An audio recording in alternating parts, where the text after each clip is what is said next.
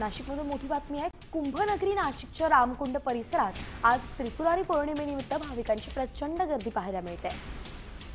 त्रिपुरारी पौर्णिमेनिमित्त रामकुंडावरती गोदावरी नदीत स्नानासाठी देशभरातील भाविक गर्दी करतायत। गोदावरी नदी पात्रात स्नान करून भाविकांकडून दीपदान केले जात आहे।